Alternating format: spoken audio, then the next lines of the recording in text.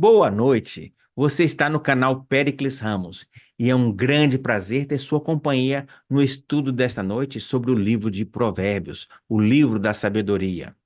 Esta série chama-se Caminhos da Sabedoria e está simplesmente maravilhosa.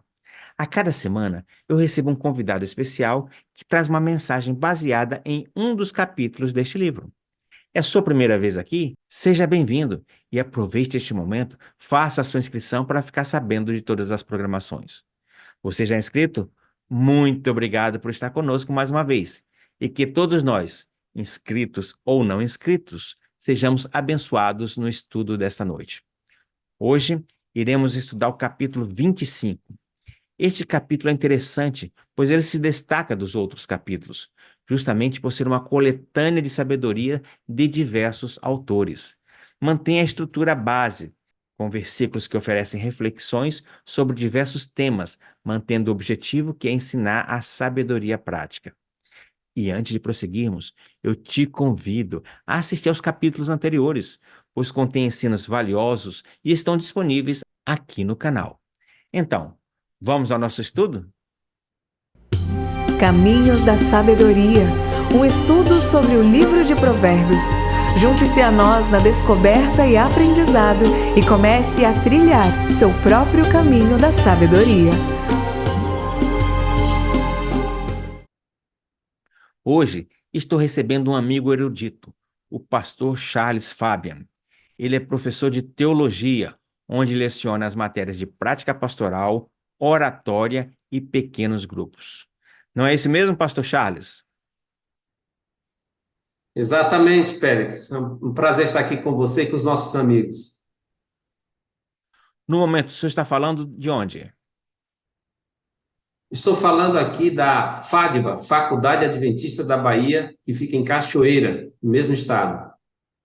E o amigo é professor aí mesmo? Exatamente. Sou professor de teologia e dou matérias de teologia prática. Mas, pastor, o senhor se formou aí mesmo na Fátima? Sim, me formei em 1997 e vou completar 25 anos de ministério este ano.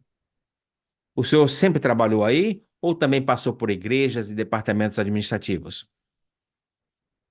Sim, sim. Quando eu saí daqui, eu trabalhei inicialmente em Natal, como capelão da Escola Adventista de Natal e pastor auxiliar da Igreja Central. Na sequência, fui pastor na Paraíba, no Rio Grande do Norte, durante 8 anos. Em seguida, trabalhei também em departamento lá no Mato Grosso do Sul, coordenando os pequenos grupos do campo, Lá e Família, o departamento Lá e Família.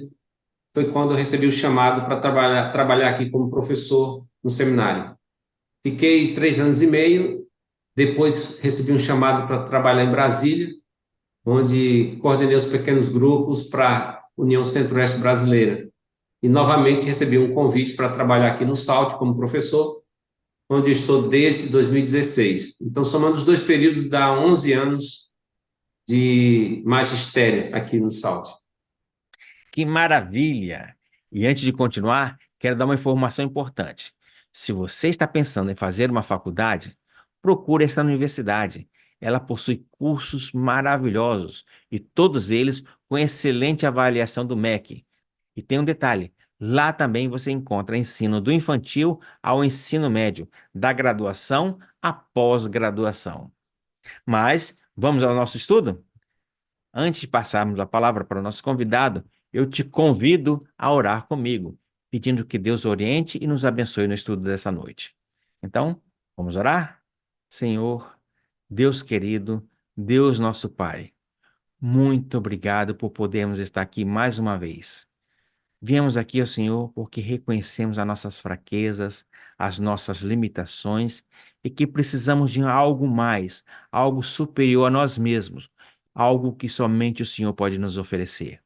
A paz de espírito, a esperança para o futuro e a salvação concedida através do sacrifício de Jesus Cristo.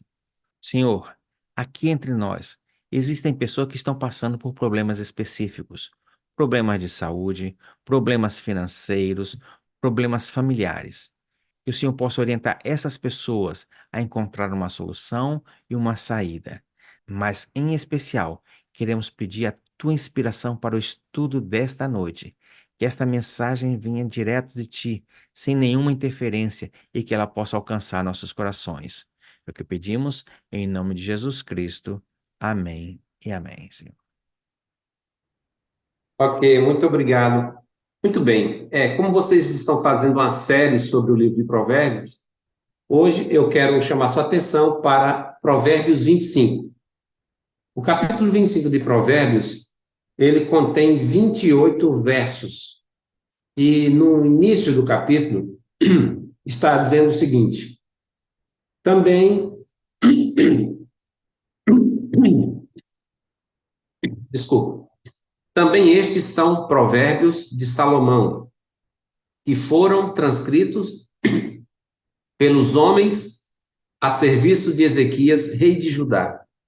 Então, essa introdução nos informa que os provérbios que estão aqui também pertencem a Salomão, só que eles foram transcritos, provavelmente depois da morte de Salomão, sendo compilados no livro de Provérbios. Mas do que fala este capítulo? Você já deve ter percebido que o livro de Provérbios, ele se encaixa naquela categoria de livro sapiencial, ou seja, é um livro de sabedoria, semelhantemente a outros livros da literatura bíblica, como o próprio livro de Jó, Eclesiastes. Então, é um livro que tem como objetivo nos tornar pessoas sábias, ou mais sábias. Há uma característica comum no livro de Provérbios, que é justamente seus aforismos, suas máximas, ou seja, verdades profundas ditas em frases curtas. Talvez o equivalente hoje fosse o que nós conhecemos como um Twitter. Um Twitter tem em torno de 140 caracteres, salvo engano. Então, bem antes do Twitter, Deus já estava inspirando o sábio Salomão a apresentar princípios de vida inspirados em frases curtas, que são chamadas também de máximas ou axiomas. Lendo qualquer capítulo do livro de Provérbios, a gente percebe, justamente por essa característica peculiar, que são vários os assuntos, diferentemente de um outro livro da Bíblia, por exemplo, um livro histórico que tem uma narrativa coesa, é só um tema. Em Provérbios você encontra vários temas. Então, na verdade, você tem aqui uma coletânea de assuntos, o que, por um lado, ajuda a manter a concentração no texto, porque são verdades curtas, rápidas, como frases de efeito. E até você pode escolher alguma delas para você. Por outro lado, como há uma diversidade de temas, de assuntos, você também pode dizer, puxa, é tanta coisa, qual é o foco? Qual é a mensagem central deste capítulo? Então, isso se torna um pouco mais difícil.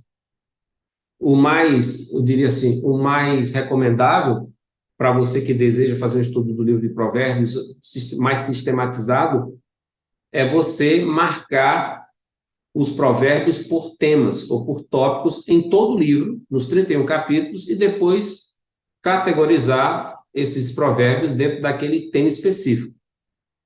Lendo o capítulo 25, nós encontramos nesses 28 versos, 27 deles falando de vários assuntos. O primeiro é uma introdução, mas a partir do versículo 2 até o versículo 28, portanto 27 versículos, eu percebi aqui uma variedade de temas que normalmente estão agrupados em 2 versos, cada tema em 2 versículos, como se fosse um par de versos para tratar de um assunto. Há alguns casos em que o tema é tratado em apenas um único versículo.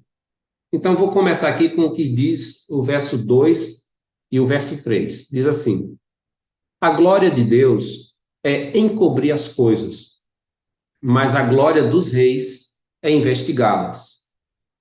Como a altura dos céus e a profundeza da terra, assim também o coração dos reis é insondável. Então, perceba que nesses 2 versículos, aqui há uma conexão entre Deus e os reis. Inicialmente, o sábio diz que a glória de Deus se revela por meio dos mistérios, coisas que estão encobertas. E como um contraste, ele diz que a glória dos reis é investigar esses mistérios.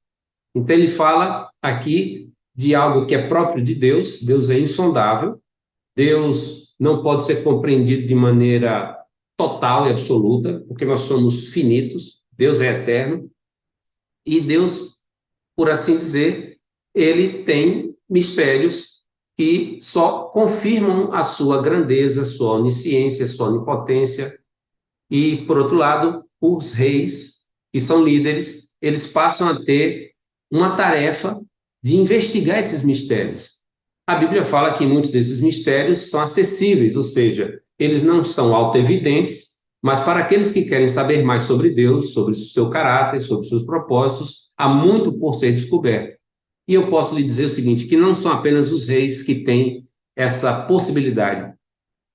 Qualquer pessoa sincera e que busca estudar a palavra de Deus pode conhecer muito mais sobre Deus do que o que sabe até agora. Deus tem boa vontade em se revelar para todos nós. Então, nesses 2 versículos, vemos esse ponto. Há também aqui a menção de que o coração dos reis é insondável.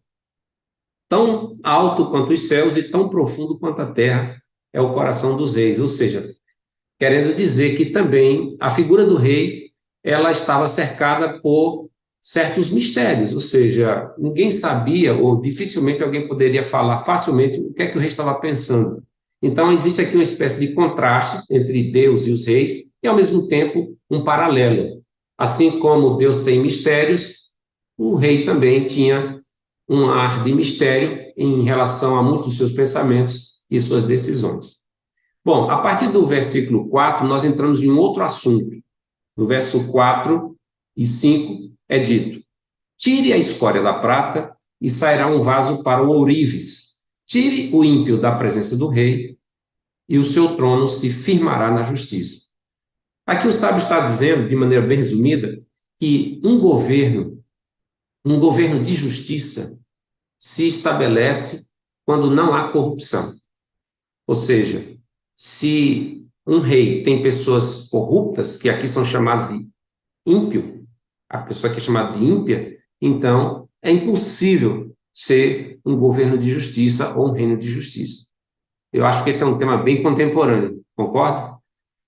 Então, isso é dito nos versos 4 e 5. Já no versículo 6 e 7, temos um terceiro tema. É dito: não se glorie na presença do rei, nem se ponha no meio dos grandes, porque melhor é que lhe digam, suba para cá, do que ser humilhado diante do príncipe. Veja que sabedoria, né? Aqui o sábio está advertindo quanto ao perigo de buscar influência e poder por sua própria conta. Sabe, gente que tem uma sede por ser notado, por ter influência, poder, e que procura fazer amizade com pessoas famosas e poderosas, o sábio diz, não vá por esse caminho, porque se você fizer isto, você corre o risco de ser humilhado. A autopromoção é o caminho para a humilhação. Essa é a mensagem que eu vejo aqui nesses versos do capítulo 25, os versículos 6 e 7. Um outro tema é introduzido a partir dos versos 8 e 9. Dessa vez está escrito: a respeito do que os seus olhos viram, não se apresse a levar ao tribunal, pois ao fim, o que é que você fará se o seu próximo o puser em apuros? Veja, o verso 9 ainda diz: defenda sua causa diretamente com o seu próximo e não revele o segredo do outro. Do que é que esses 3 versículos aqui, 2 versículos, melhor dizendo, estão falando? O verso 10 também está dentro da mesma temática, porque diz assim: do contrário, quem o ouvir poderá envergonhá-lo e você nunca se livrará dessa má fama. Então, na verdade, aqui é um assunto só, em 3 versículos. Do que se trata essa parte do capítulo 25? Em outras palavras, o sábio está dizendo: não se apresse a fazer julgamentos. Como nós somos rápidos, não? Em fazer juízo de valor, em tirar conclusões precipitadas, seja sobre uma pessoa ou sobre uma situação. Não se apresse, diz a Bíblia, não se apresse em levar a questão para o tribunal. Aqui não é necessariamente somente um tribunal físico, uma instituição jurídica, mas ao tribunal da nossa própria consciência. É verdade que nós temos que fazer avaliações, temos que julgar, sim, temos que ter discernimento, mas a Bíblia diz: não se apresse, pense melhor, não se apresse em fazer julgamentos. Por quê? Porque isso pode acabar mal. Inferências geram turbulências. Quando nós nos achamos senhores da razão, isso é assim, aquela pessoa está errada, aquela pessoa merece ser condenada, há um grande risco de estarmos equivocados.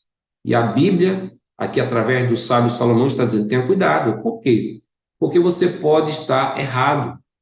E mais, se você quer resolver uma questão, acha que alguém cometeu um erro, o texto bíblico diz: trate diretamente com o seu próximo. Se você acha que ele errou, vá falar pessoalmente com ele. Em vez de falar com terceiros ou fazer uma denúncia, vá falar com a própria pessoa. E diz: mas não revele o segredo do outro. Sabe o que isso quer dizer? Nós temos que ter muito cuidado com a reputação alheia. Temos que ter cuidado em não expor as pessoas. Nós vivemos numa era de muita combatividade, muita difamação, especialmente nas redes sociais. As pessoas são rápidas em cometer o que se chamou de assassinato de reputação, percebe? Mas a palavra de Deus está nos advertindo para não fazermos isso. Não podemos revelar o segredo de outra pessoa, mesmo que alguém tenha cometido um erro. Por que expor essa pessoa? Por que não falar diretamente com ela?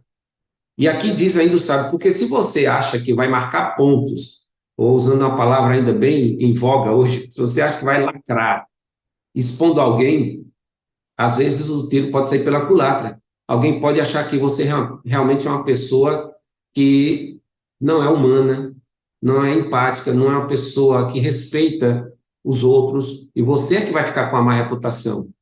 Porque se você quer tripudiar em cima da vergonha alheia, dificilmente você vai ter a aprovação da maioria das pessoas. Então o sábio está nos prevenindo quanto a esse perigo. Viu um problema? Não se apresse em julgar. Vá falar pessoalmente com a pessoa e não exponha ninguém desnecessariamente. Essa é a mensagem desses 3 versículos, do verso 8 ao 10. Agora o sábio Salomão, a partir do versículo 11, ele e o 12, ele trata de outra temática. Qual é a temática? Eu vou ler aqui a palavra de Deus e diz o seguinte: como maçãs de ouro em salva, em bandejas de prata, assim é a palavra dita a seu tempo.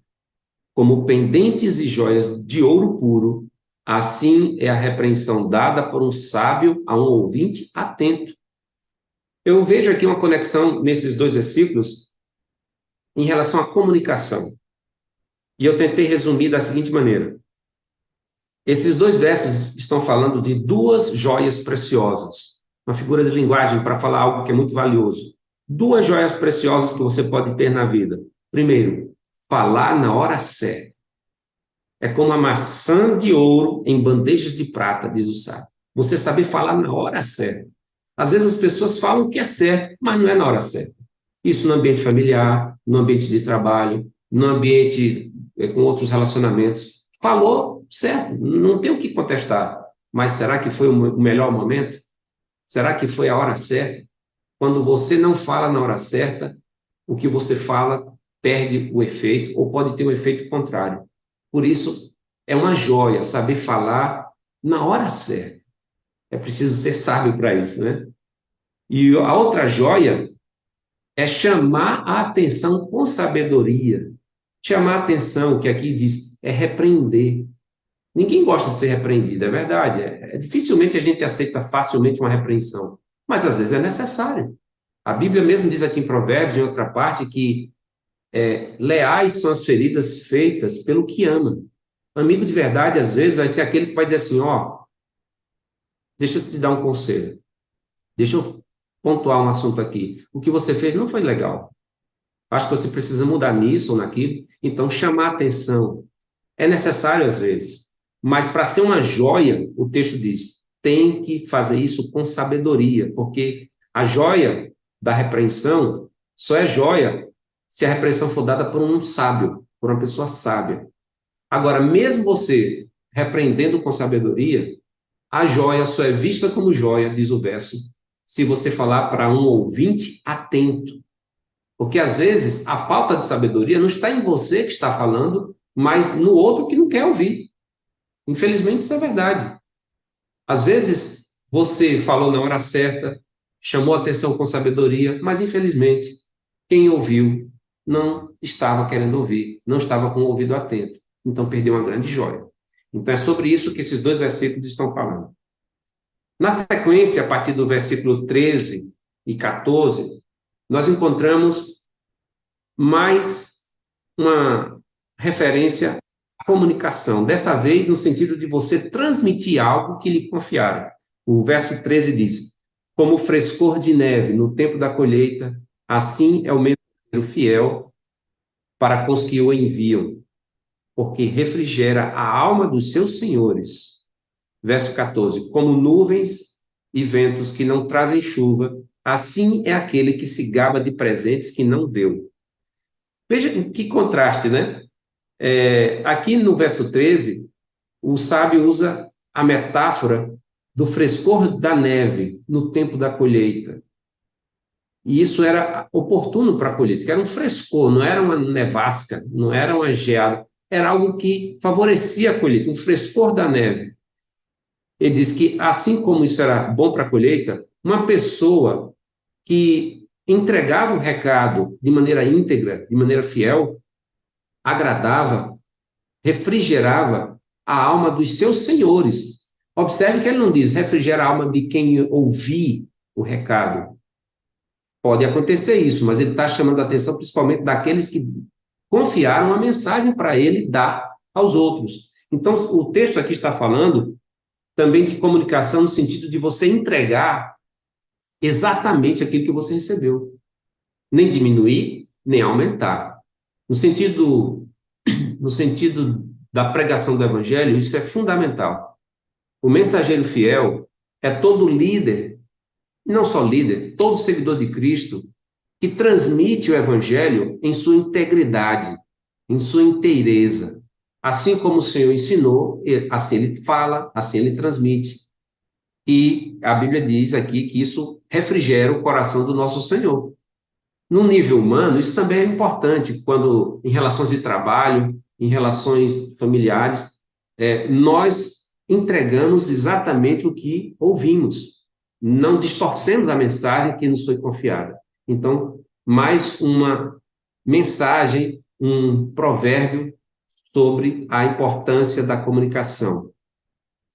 Em contraste, o verso 14 diz: como nuvens e ventos que não trazem chuva, assim é aquele que se gaba de presentes que não deu.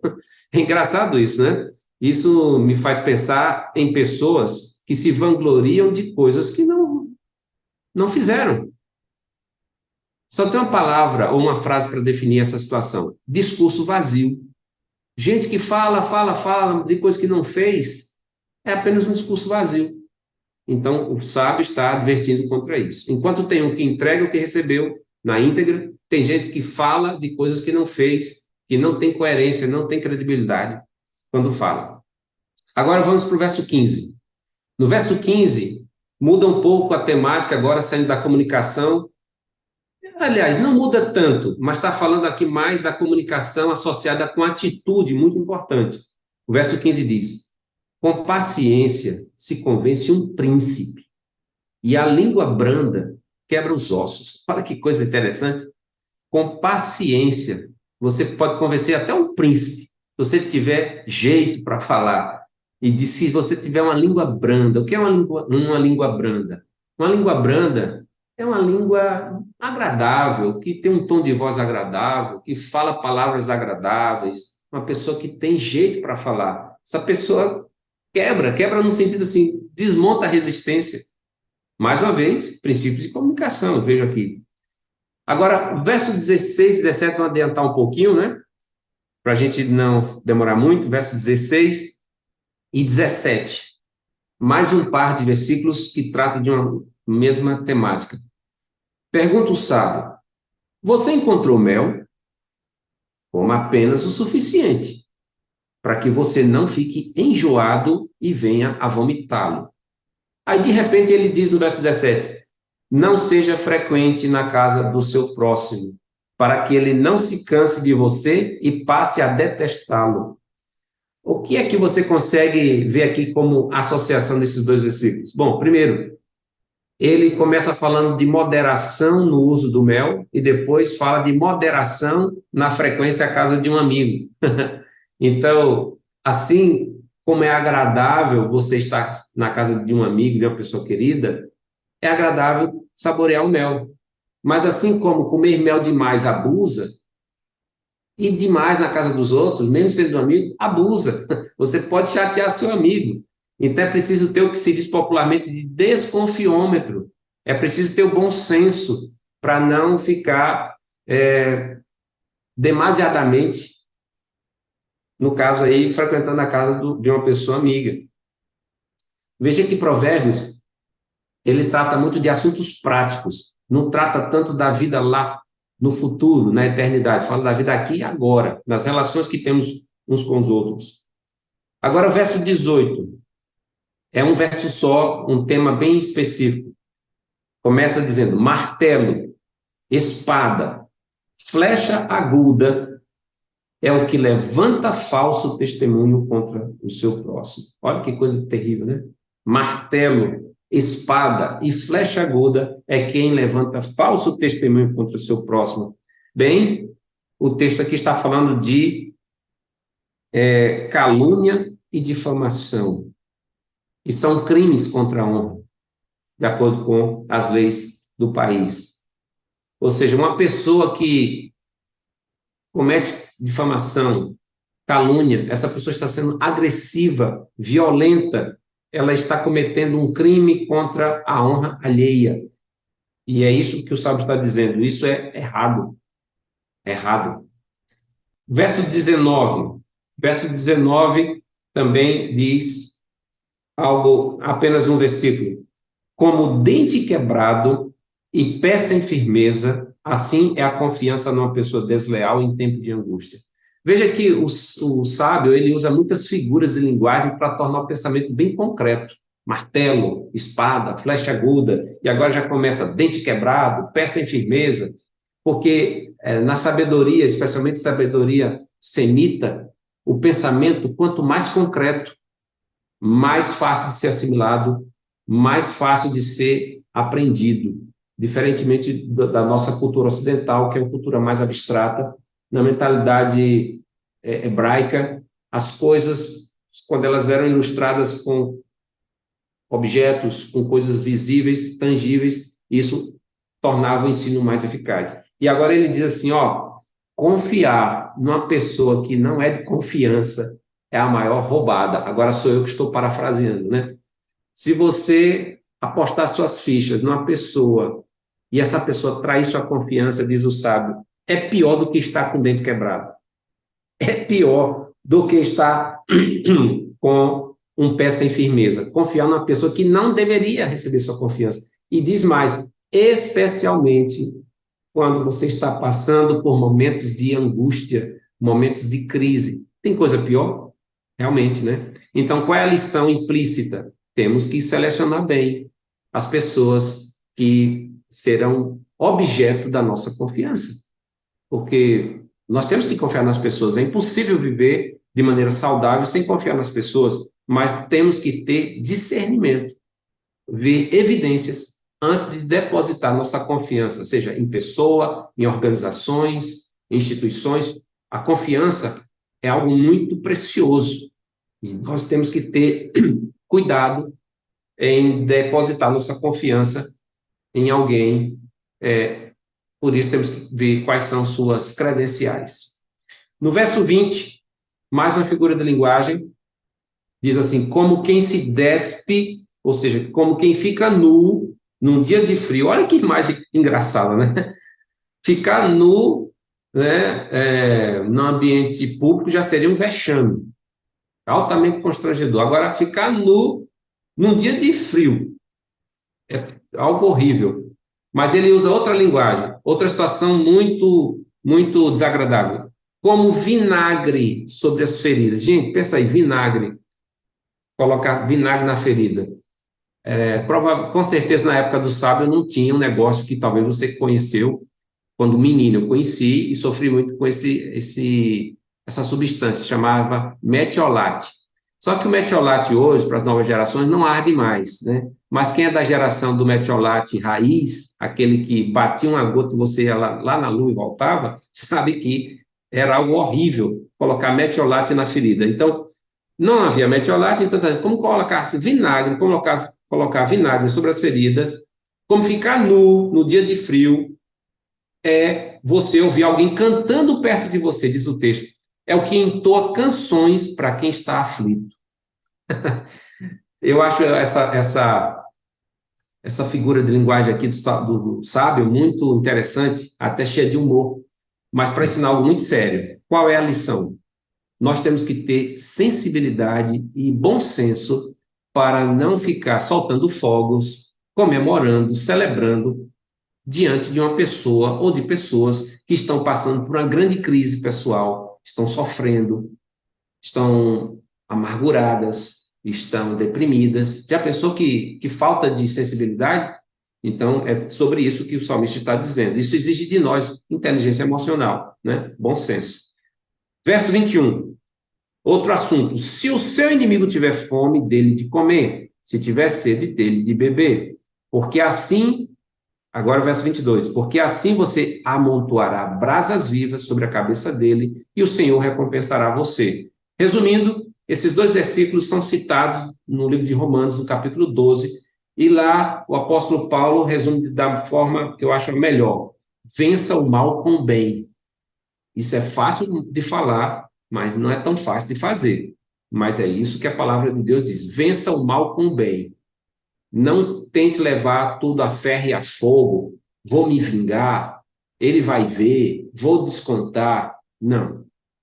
Quem quer seguir o evangelho precisa ir na contramão do senso comum.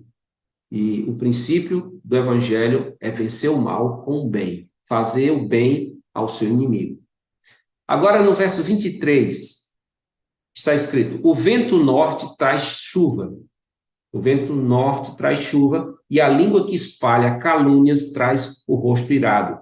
Mais uma vez aqui falando da calúnia e dessa vez associando a calúnia como produtora de ira. Ou seja, quem é que gosta de ser caluniado?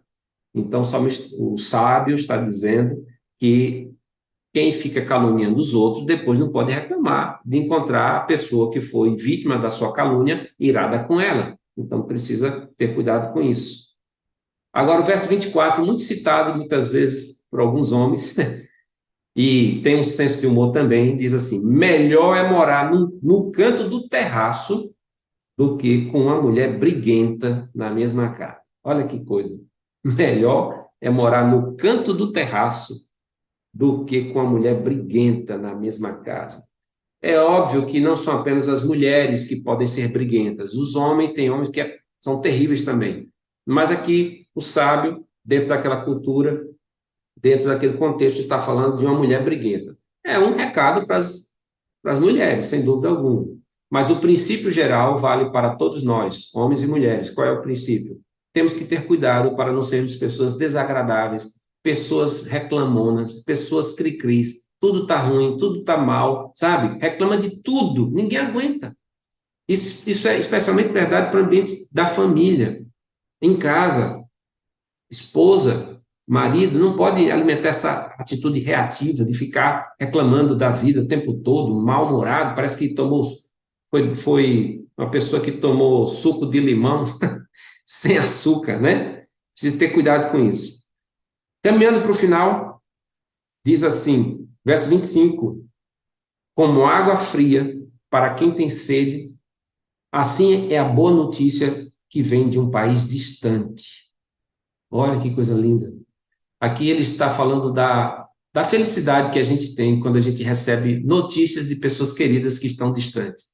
Naquela época não tinha as redes sociais, obviamente, não tinha todos esses recursos da tecnologia que nos permite falar, né, em tempo real, numa chamada de vídeo, com alguém que está do outro lado do mundo.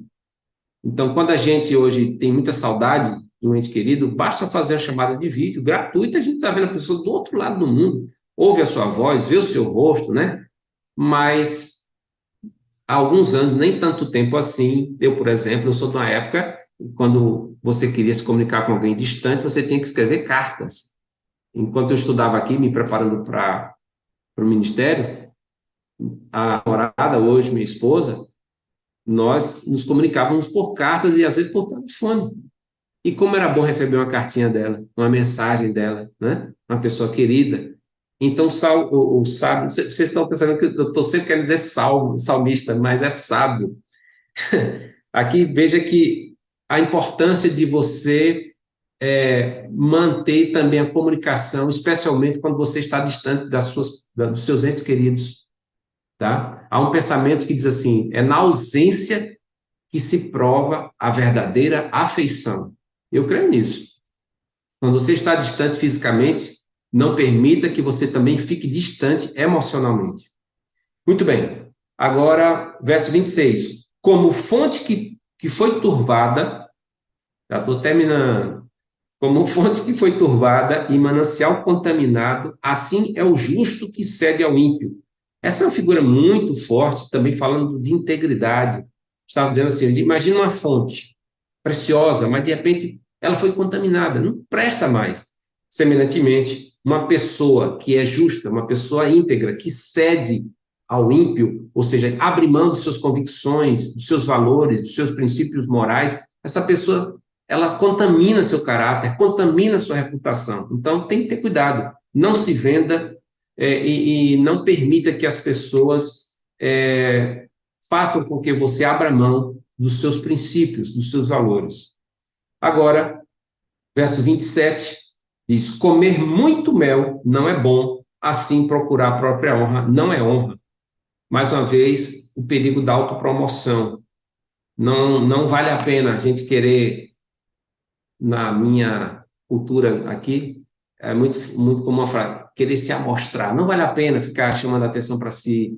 É melhor que as pessoas, na medida certa, no tempo certo, reconheçam o nosso esforço, o nosso trabalho, do que a gente ficar o tempo, olhe para mim, isso é fruto de imaturidade e de tolice. E o verso 28 termina dizendo, como cidade derrubada, que não tem muralhas, assim é aquele que não tem domínio próprio. A gente não vive em cidades muradas, quer dizer, devido à violência, algumas já estão sendo muradas, são os condomínios, né? Os condomínios são cidades muradas devido à insegurança moderna.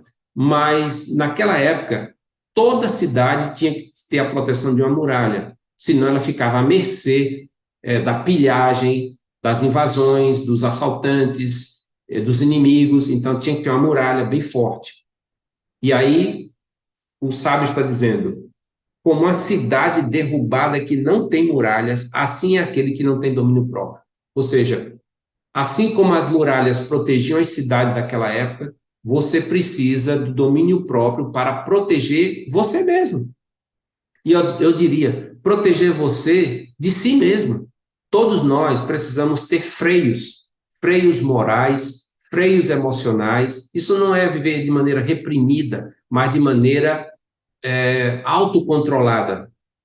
Ter limites. Pessoas que se deixam levar por seus impulsos, por qualquer circunstância, dizer, eu faço o que eu quero, o que me der na telha. Normalmente essas pessoas se tornam escravas de si mesmas, de um ego inflamado, de um ego doentio. São pessoas difíceis de construir relacionamentos saudáveis, são pessoas que têm dificuldade de começar e terminar algo na vida. Uma pessoa sem domínio próprio é realmente uma pessoa que tem sérios problemas na vida. E aí, o verso 28 nos adverte para sermos pessoas que têm domínio próprio. Bom, essa é a coletânea de máximas de Provérbios, aqui do capítulo 25 deste livro tão maravilhoso, que eu gosto demais, que é o livro de Provérbios. Espero que tenha sido útil para você, como foi para mim, que você depois, com calma, possa reler esse capítulo e, quem sabe, fazer também um exercício para sistematizar os temas, para que você possa, quem sabe, fazer um plano de colocar em prática essas preciosas lições da palavra de Deus. Quero fazer uma oração agora com você. Convido você, se possível, a inclinar a fronte, fechar os olhos para falarmos com o nosso Pai Celestial. Pai querido, nosso Deus, obrigado pelo estudo da Tua Santa Palavra, que Teu Espírito Santo nos ajude a colocá-la em prática, que o Senhor nos ajude a sermos pessoas sábias, pela ação do Espírito Santo em nossa vida, em nome de Jesus. Amém. Pastor Charles, muito obrigado por esse estudo tão minucioso sobre este capítulo especial de Provérbios. Que o Senhor continue te abençoando, abençoando seu ministério, e espero que esta seja a primeira vez de muitas outras. Ok, Péricles, muito obrigado pelo convite. Deus os abençoe. E quero dizer para você que esteve conosco, foi um privilégio ter sua companhia. Que Deus abençoe você e seus familiares em todas as suas atividades. Ah, mas não saia sem antes deixar seu like. E ficarei imensamente feliz em ler seus comentários. São duas ações muito simples, mas que farão muita diferença. E também convido você a conhecer nosso programa de rádio sobre relacionamentos familiares, que acontece todas as terças-feiras a partir das 17 horas e que são disponibilizados em vídeos aqui mesmo neste canal. E que também você pode ler através do site cadadia.com.br. Cada dia tudo junto.com.br. Fique em paz, fique com Deus, tenha uma excelente noite de descanso e nos encontraremos na próxima semana. Um grande abraço.